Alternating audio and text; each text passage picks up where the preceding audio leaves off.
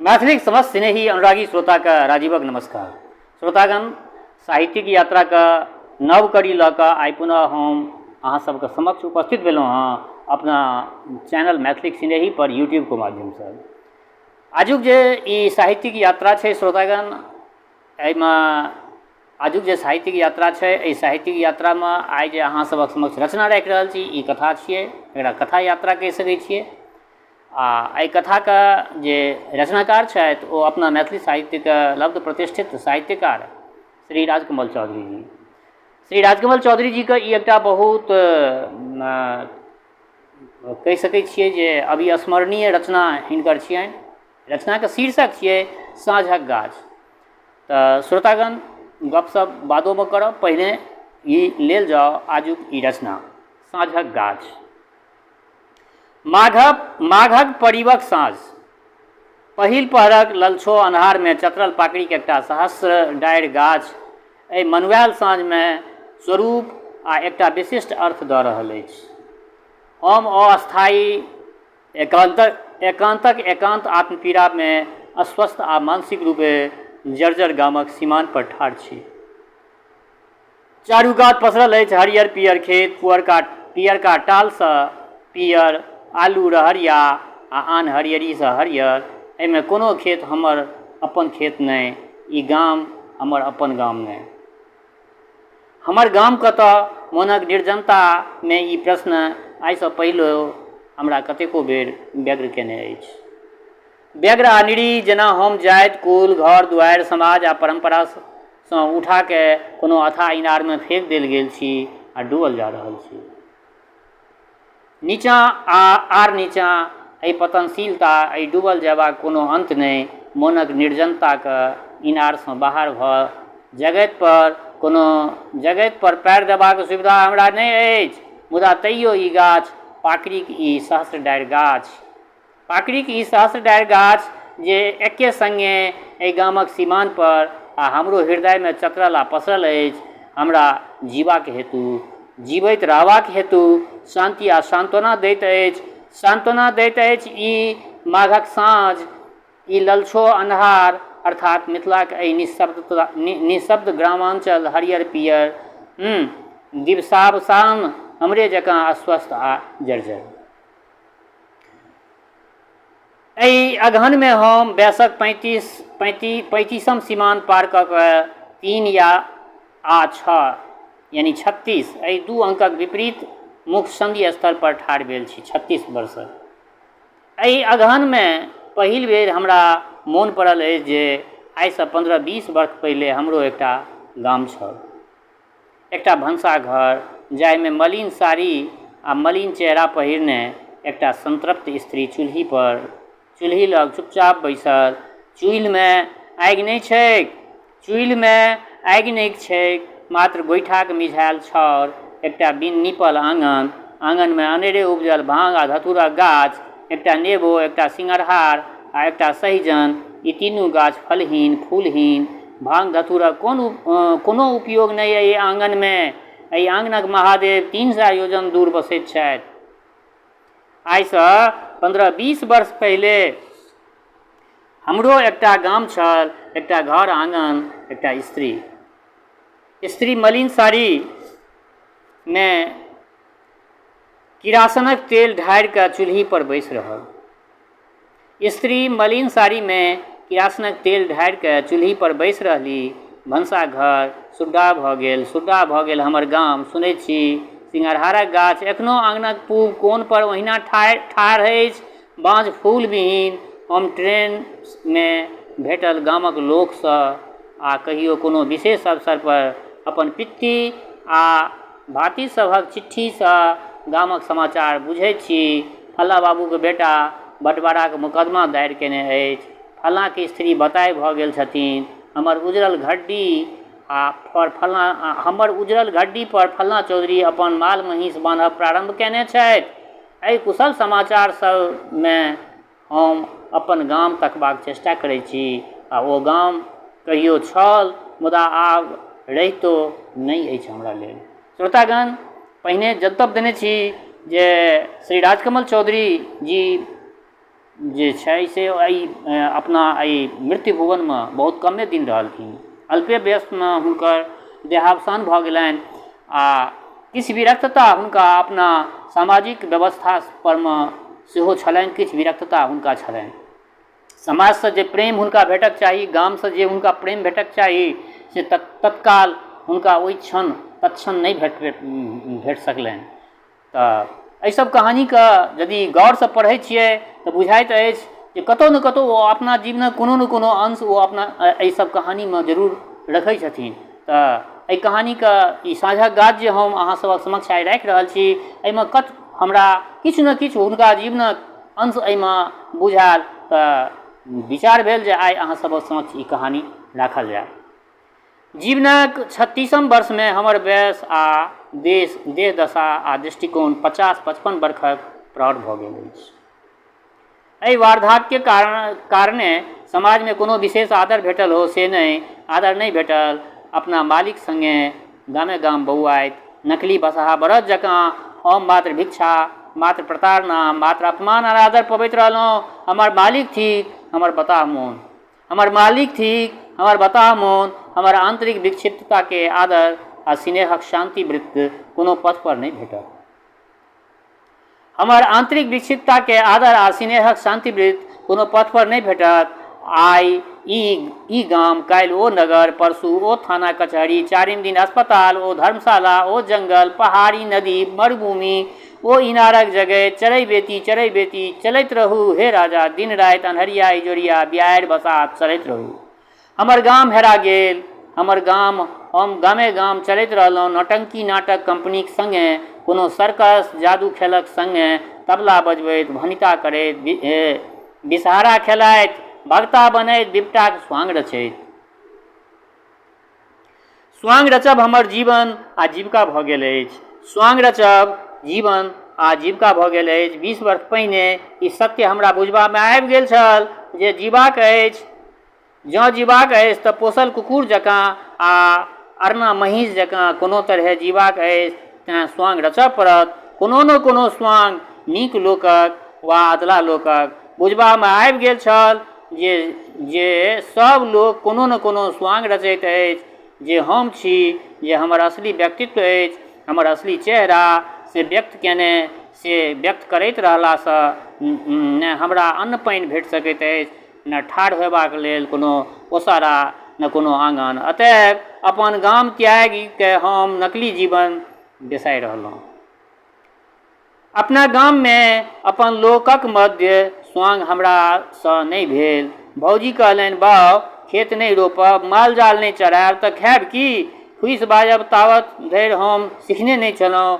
उत्तर देलियनि जे ई सब काज हमरासँ नहि होयत भौजी। पान खायब, सुपारी जर्दा खायब, ताश खेलायब आ ककरो दलान पर बैस गप्प लड़ायब, शतरंजक गोटी लड़ायब, झगड़ा करब, हँसी ठट्ठा करब, माल जाल नहि, खेतक जंजाल नहि। भौजी चुप भऽ गेल छलीह। आनो कोनो लोक वेद किछु नहि बाजल छल। हम अपन घर आंगनक स्वामी छी। आब लोक किया किछु बाजत? मुदा ओहार लगायल बैलगाड़ी पर बैस अपन तीनू संतानके सिरकसँ झाँपि, एकटा बड़का पेटी आ 8-10 टा छोट पैघ मोटरीमे अपन वस्तुजात बान्हि हमर विधवा भौजी कनैत कनैत अपन नैहर चल गेली। भौज जे छली ओ विधवा छली, तऽ वएह विधवा भौजी तऽ लिखलखिन हँ जे विधवा भौजी जे छली ओ नैहर चल गेली। भौजीके ओ विदा यात्रा हमरा आइ धरि नहि बिसरल अछि। भौजी धनिकक बेटी छली। हमरा परिवारमे आबि कहियो सुख शांति नहि भेटलनि। भाइजी सदिखन बीमारे रहैत छलाह, बीमार आ गामक राजनीतिमे सक्रिय संलग्न। हमरे जकाँ अपन घर आंगनक समस्यासँ कोनो मतलब नहि रहैत छलनि। राजयोग यक्षमासँ पीड़ित भऽ भाइजी अस्पताल गेलाह, सङ्गे गेलखिन भौजी। बर्ख धरि पूर्णिया, सहरसा आ पटना कयल गेल, मुदा मिनिहारके केओ रोकि सकलै हँ? मुदा मिनिहारके के रोकत? केओ नहि रोकि सकलै। घर परिवारक भीत धरनि, चार खिड़की केवाड़ सबटा ढनमना गेल। भौजी कहलनि बाउ खेत नहीं रोपब, 3टा भातिज अछि, अपनो संतान होयत, घर कोना चलत, घर नहीं चलत। भौजी नैहर चलि गेली। साँझ पड़ि गेल, अन्हार चारू कात, भादवक कारी अन्हार। अन्हारमे हम भाइजीक खेत देखैत छी, अन्हारमे हम भगवती स्थानक चारू कात औनायल फिरै छी। अन्हारमे हम तकैत छी जो तक कोनो पिंड, कतहु जयबाक हेतु कोनो एकटा मार्ग, कोनो अर्थ, कोनो संगति, किंतु ई प्रेत आ ने भगवती किओ हमरा इजोतक रास्ता नहीं देखबैत अछि एहि अन्हारमे। तमसो माँ ज्योतिर्गमय, अन्हारसँ इजोत दिस लऽ चलू हमरा। कतबो जोर जोरसँ ई श्लोक खंड चिकरलासँ कोनो लाभ नहीं। बैलगाड़ी पर बैसल अपना विधवा भौजीक ओ अंतिम दृष्टि हम देखने छलहुँ। मूल माछ जकाँ दुनू आँखि थीर भेल। एहि दृष्टिमे कोनो उल्हन नहीं, कोनो वेदना संताप नहीं, केवल मृत्यु। भाईजीक चिकित्सामे भौजीक श्री संपन्न पिता भ्राता कोनो आर्थिक सहायता नहीं केने छलनि। भौजी प्रण केने छली मरि जायब, परंतु आब कोनो दिन घुरि के नैहर नहीं जायब, से प्रण आइ समाप्त भऽ गेल छनि। पाथरक मुरुत सन सुन्दर 3टा बालक, आ तकरा लऽ कऽ ओ चलि गेलखिन।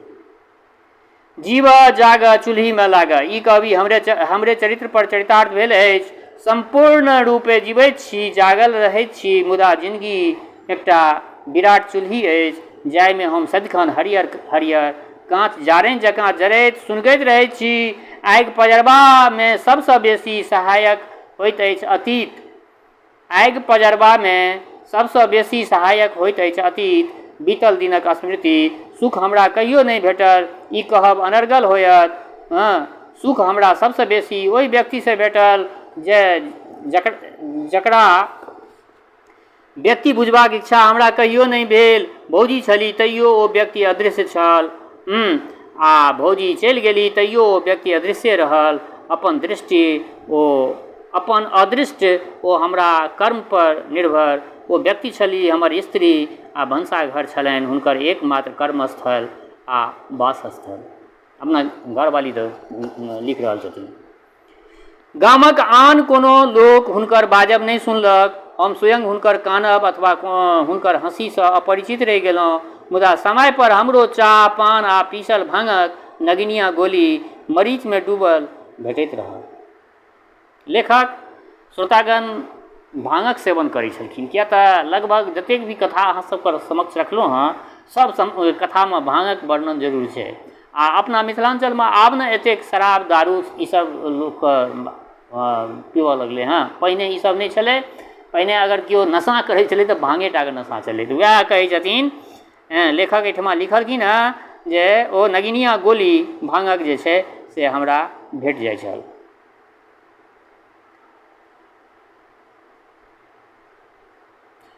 कोना भेटल तकर ज्ञान हमरा कहियो नहीं भेल। हमरा सन तुच्छ आ दुर्बल मनुष्यके एहि ज्ञानक जिज्ञासा नहीं होइत छै। जिज्ञासा नहीं, मुदा समय पर भूख प्यास, समय पर सुतबाक चेष्टा, समय पर नव वस्त्र खंड, अपन दलान पर बैस मित्रमंडली अभ्यर्थना करबाक इच्छा सबके होइत छै। से ई 3 वस्तु हमरा प्राप्त होइत रहल। गामक अपन अकर्मण्य निरीहतामे प्राप्त होइत रहल। ओही अदृश्य व्यक्तित्वक कारणे ओ कालांतरसँ अवसर पाबि किरासन तेलक मटियान दुर्गंधमे डूबि आगिक लहलह धधरामे झरकि कऽ स्वाहा भऽ गेल। बिन कनने बिन बजने हम गामेमे नहीं छलहुँ। गुलाब बागक मेला अथवा भागलपुरक बाजारक राजनगरके जंगलमे छलहुँ। कतेक दिनके उपरान्त हमर पित्ती श्री दुखनारायण चौधरीके एकटा पोस्टकार्ड हमरा भेटल। पोस्टकार्ड पर कतेक ठामक मोहर, कतेक पता सब काटि काटि के लिखल छल। पत्रमे एतबे कथा चिरंजीवी श्रीयुतके परम दुखपूर्वक ज्ञातव्य जे जगन्नाथपुर वाली कनिया आगिमे झरकि कऽ मरि गेली। जगन्नाथपुर वाली हुनकर घर नहीं छलनि। अपनेक जेठ भातिज जयनारायण आगि देलथिन। अपने पत्र पाबिते गाम चलि आउ, जाहिसँ श्राद्ध इत्यादिके व्यवस्था हो। हम सभक परिस्थिति तऽ हमरा सभक परिस्थिति तऽ अपने जानिते छी, हमसभ की कऽ सकै छी। ई पत्र पढ़ि हमरा ने दुख भेल न विषाद, हम अपन स्वांग रचबामे मस्त भऽ गेलहुँ। गाम जयबाक कोनो सेहनता नहि रहि गेल। केवल एतबे कथा मोन पड़ल जे कोनो दिन कोनो व्यक्तिके जगन्नाथपुर गामसँ माफामे बैसा के कोशिकाक धारमे माफा सहित नाव पर चढ़ा के हम अपना गाम अनने छलहुँ। से व्यक्ति आब नहि अछि, कतहु नहि अछि। से व्यक्ति बिला गेल जेना लालटेन मिझा गेल पर इजोत बिला जाइत छै। एकटा रातिक कथा मोन पड़ैत अछि। घटाटोप अन्हार, पानि पड़ि रहल छै। गामक धार बाढ़िमे उमड़ि कऽ सौंसे गाममे के पोखरि बना देने अछि। हम भांग पीने मस्त भेल छी। आ महादेव जकाँ प्रसन्न छी। मोन होइत अछि जे ई सौंसे पृथ्वी आ ई अपन संपूर्ण जीवन ककरो दान दऽ दिए। मोन होइत अछि जे हँसैत हँसैत बताह भऽ जाय। आ ओछावन पर चित्त पड़ल। बरखाक संगीत सुनि रहल छी। ओ घरक एकमात्र खिड़की लग ठाढ़ि बाहरक अन्हर आ बाढ़िक हाहाकार देख रहल छथि। हम पुछलियनि, गुलाब दाइ, आइ जे मांगबाक हो मांगि लिअ। आइ हम महादेव जकाँ ढरल छी, बनि गेल छी औढ़रदानी। किछु मांगि लिअ, जे मांगबाक हुए से मांगि लिअ। किन्तु ओ चुप्पे रहली। बाजब मुँहसँ बाजि कऽ किछु मांगि लेब हुनकर स्वभाव नहि छलनि। बड्ड तंग कयला पर बड़ी कालक बाद बजली, हमरा की नहि देने छी अहाँ जे हम अहाँसँ मांगब? सभटा चीज तऽ अहाँ हमरा देने छी। अहाँ हमर अपन छी तऽ हम अहाँसँ की मांगब? एतबे मंगै छी जे दिन राति भगवतीसँ हम एतबे मंगै छी जे अहाँ नीके रही, अहाँ निरोग रही, हमरा हाथक चूड़ी सब दिना अहिना रहए। हमर नैरोग्य मंगल कामना केनिहार व्यक्ति एकटा अछि। ई जानि के ओहि दिन हमरा क्रोध आ परिताप भेल छल। कोनो प्रकारे सुख नहि। तेँ हम दोसर वा चारिम दिन गामसँ भागि आयल छलहुँ। जेना तानल बन्दूक देख के कोनो हरिन, कोनो बनैया सुगर भगैत अछि, तहियासँ हम नव नव भेष लगबैत छी। नव नव मुखड़ा पहिरैत भागले जाइत छी। एहि जालसँ ओहि जंगल, एहि गामसँ ओहि गाम। रस्तामे चलैत चलैत कोनो ठाम साँझ भऽ जाइत अछि तऽ हम कोनो गाछ तर ठाढ़ भऽ कऽ एक बेर पाछू घुमि कऽ तकैत छी। केओ आबि तऽ नहि रहल अछि। कोनो प्रेत, कोनो स्त्री अथवा कोनो पथरायल दृष्टि। साँझक गाछ तर ठाढ़ भेल दू गामक सीमान पर हम अन्हार आ इजोतक मिलान कऽ रहल छी। अन्हार की थिक, ई इजोत की थिक? जीवनक ई पैघ सन 36 वर्ष हम कोन वस्तुके लेल काटि देलहुँ, कथीके लेल काटि देलहुँ, से हमरा ध्यानमे नहि अबैत अछि।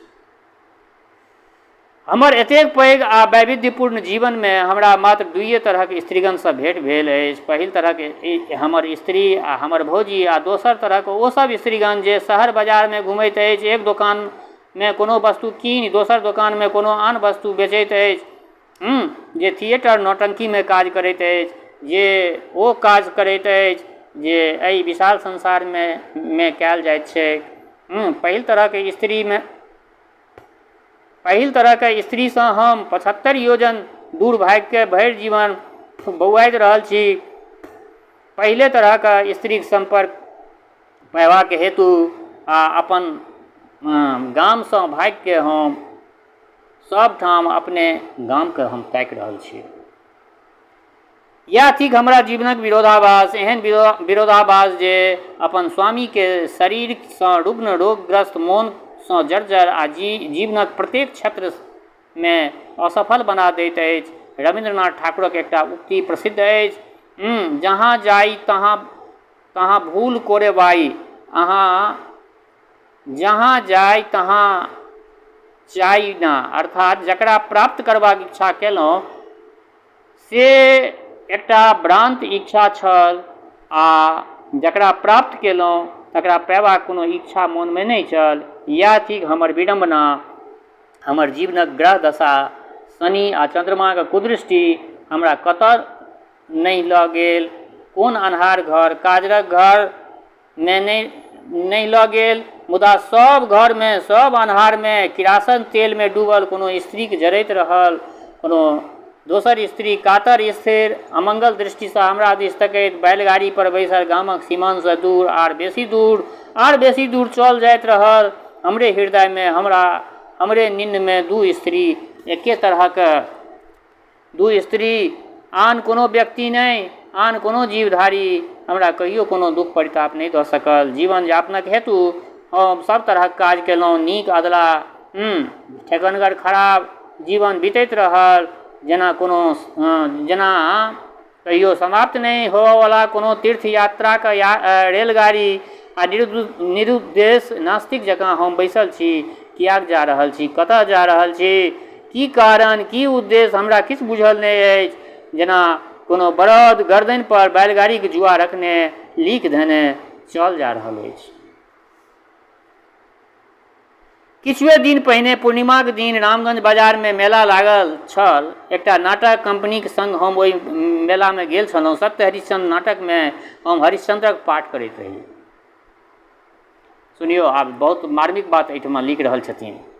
सत्य हरिश्चंद्र नाटक में हम सत्य हरिश्चंद्रक पाठ करैत छी। चंद्र टरे, सूरज टरे, टरे जगत व्यवहार, पै दृढ़ श्री हरिश्चंद्र का टरे न सत्य विचार। रोहिताश्वक सब ल बैसल शमशान में महारानी सैब्या अर्थात कानपुर शहरक रामप्यारी देवी कानि रहल छथि आ हम हुनकासँ शमशानक टैक्स मांगि रहल छी। सत्य पर आधारित एहि घटनाक नाटकक ई चरम दृश्य थिक। समियाना में बैसल स्त्रीगण समाज नोर बहा रहल अछि, हारमोनियम आ वायलिन पर बाजि रहल अछि। कोनो कर्ण रागिनी सबके बुझल छै जे अंत में सत्यक विजय होयत, रोहिताश्व पुनः जीवित भऽ जेता, राजा हरिश्चंद्र के पुनः अयोध्या के राज सिंहासन भेट जेतनि। परंतु तैयो सब सांस रोकने नाटक के देख रहल अछि। सब निस्तब्ध अछि, सब व्याकुल अछि नाटकक चरम यानी अंत देखऽ के लेल। आ ओही काल में हम देखै छी जे सबसँ आगूक पतियानी में बैसल छथि हमर भौजी, हमर अपन भौजी। आब देखियौ एहिठमा हुनका अपना जीवनक सब कतेक पैघ रहस्योद्घाटन भऽ रहल छनि। आ ओही काल में हम देखै छी जे सबसँ आगू पतियानी में बैसल छथि हमर भौजी, हमर अपन भौजी। आँखि में काजर, देह में 3-4 जोड़ गहना, रेशमी ब्लाउज आ रेशमी साड़ी। भौजी जेना पहिनोसँ कम उम्र के भऽ गेली हँ, पहिनोसँ बेसी सदबा भऽ गेल छथि। रामगंज बाजारसँ भौजीके नैहर 3-4 कोस छनि। तैयो एहिठाम एहि अवस्था में हुनका देख के हम नाटकक अपन पाठ बिसरि गेलहुँ। नाटक में हमरा की बजबाक अइ से पाठ बिसरि गेलहुँ, बिसरा गेल राजा हरिश्चंद्रक अपन ई स्वांग। नाटक समाप्त भेलाक उपरांत जल्दी जल्दी ड्रेस बदलि कऽ हम स्त्रीगणक भीड़ में भौजी के ताकऽ लगलहुँ। ओ एसगर नहीं छली, संग में छलथिन रामगंजक सबसँ धनी व्यक्ति श्री रघुनाथ पाठक। पाठक जी के नाम यश सौंसे जिला जवार में प्रसिद्ध छनि। भौजी बजली, आब हम रामगंजे में रहै छी, बच्चा सब एहिठाम स्कूल में पढ़ैत अछि, अहाँ की भरि जीवन नाटके करैत रहि जायब? हम भौजी के नहीं कहि सकलियनि जे एकटा नाटक हम कऽ रहल छी आ दोसर नाटक भौजी स्वयं कऽ रहल छथि। अर्थात पहिल वर्गक स्त्री समाजसँ नाम कटा कऽ हमर भौजी दोसर वर्गक स्त्री समाज में आबि गेल छथि किछु किनबाक लेल, आ तकरा बदला में बहुत किछु बेच लेलाक बाद दुख नहीं भेल। भौजी के एहि कायाकल्पसँ हमरा कोनो दुख नहीं भेल। भरि जीवन तऽ हम एहने स्त्रीगण सभक संगे जीवन बितबैत आयल छी।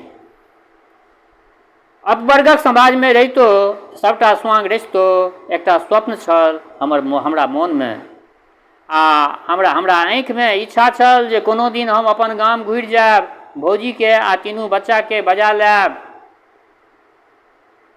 साग पात खाइत कोनो तरह जीवन बितबैत बच्चा सबके पढ़ायब आ अपने गाम में कोनो नीक काज करब, नीके काज सब करैत रहब। मुदा ओहि रामगंज में ओ स्वप्न सुद्धा भऽ गेल। भौजी कतबो कहलनि, हम हुनका संगे रघुनाथ पाठकक बासा पर नहीं जा सकलहुँ, जयबाक साहस नहीं भेल। तीनू भातिजक उदास ग्लानि आ अपमान लांछना में डूबल चेहरा देखबाक साहस नहीं भेल। दोसरे दिन हम नाटक कंपनी से छुट्टी लऽ पूर्णिया चल गेलहुँ। पूर्णिया से भागलपुर आ भागलपुर से मुंगेर कतेक दिन अहिना एक शहर से दोसर शहर बौआइत रहलहुँ। भौजीके बिसरबाक हेतु, अपना गामके बिसरबाक हेतु, अपन स्वप्न, अपन अतीत सुख शांतिके बिसरि जयबाक लेल, मुदा से नहि भेल। बिसरब असंभव थिक। हमर बाल संगी त्रिलोचन झा कहलनि, लोक बताह नहि भऽ जाय तऽ जीवनक कोनो मार्मिक प्रसंगके ओ बिसरि नहि सकैत अछि। नीक इएह होयत जे अहाँ बियाह कऽ लिअ, एक बेर पुनः अपन गाममे रहबाक चेष्टा करू। जे भेल से भऽ गेल, मुदा आब नहि। आब महायात्रात्मक कोनो नीक अंत होयबाक चाही। त्रिलोचन झा बैद्यनाथ धाममे संस्कृत पाठशाला चलबैत छथि। नीक निविष्ट लोक, धर्मभीरू। हमरा हुनकर कथा वार्ता पर आस्था अछि, मुदा आरंभो कयल जाय तऽ एकर कोन भरोस जे पुनः कोनो स्त्री किरासन तेल पर ढारि के भस्म नहि भऽ जाय, अथवा रघुनाथ पाठकक बासा पर नहि रहऽ लागे। हम साँझक गाछ छी, कखन अन्हारमे डूबि जायब कोनो ठीक नहि। कोनो बातक कोनो ठीक नहि।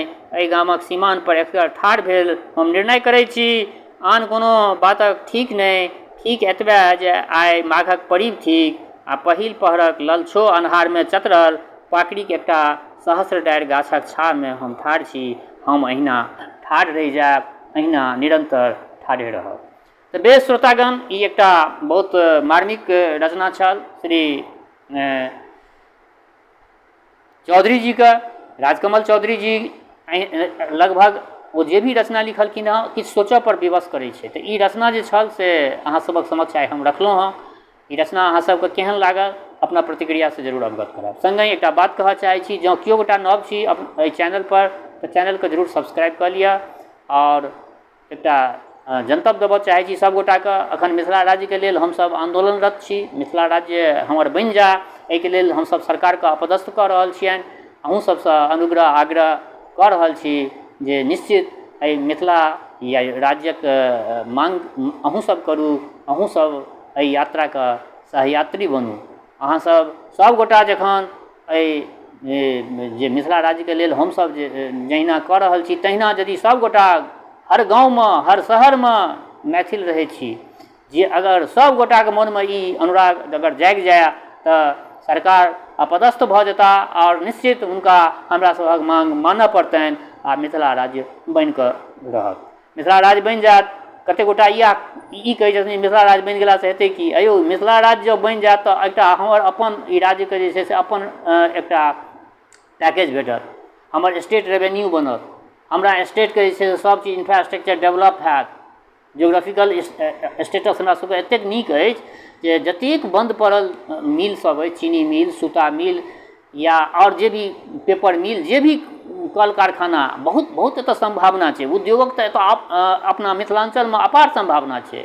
एकटा मखानके, हम मखान परमे एकटा बात अहाँ सबके जनतब देबऽ चाहै छी। जँ मखानके सही ढङ्गसँ विपणन कयल जाय तऽ पूरा अंतर्राष्ट्रीय बाजार, पूरा विश्वमे ई चीज बिकेतै। आँयौ, एकटा बात कहै छी, कुरकुरे आलू चिप्स बिकाइ छै कि मखानके ओहि तरहसँ प्रसंस्कृत कए कऽ और ओकरा ढङ्गसँ जे पैकिंग कऽ कऽ अगर बेचबै, अमेरिका इंग्लैंडके लोक नहि खेतै? निश्चित खेतै। बहुत पैघ फैक्ट्रीवला सब, बहुत पैघ कंपनी चलबऽवला लोकसब जे छै से एहि आसमे छथि जे कखन मिथिला राज्य बनै और हमरा सबके जे छै से ओहि मखान परमे जे छै से हमसब काज करब। तऽ ई सब अपना मिथिला राज्य बनलासँ अपना सबके भेटऽवला अछि। अपना सबके अपन एकटा अस्तित्व हैत। अपना अस्तित्वके एकटा हमर जे माँ जानकीके नामसँ ई मिथिला, माँ जानकीके लेल जे ई मिथिला छै, ई मिथिला और गरिमामय भऽ जेतै। दोसर बात जे सब एपिसोडमे कहै छी, हमर श्रोता चाहे गाँवमे रहै छी वा प्रदेशमे, देशमे रहै छी वा विदेशमे, जतऽ कतौ रहै छी, स्वस्थ रहू, निरोग रहू, अपना आचरणके पवित्र बनेने राखू। माता जनक नंदिनी जगदम्बा, माँ वैदेही कृपा सदिखन अहाँ सब पर बरसैत रहै। शुभकामनाक संग जय मिथिला, जय मैथिली।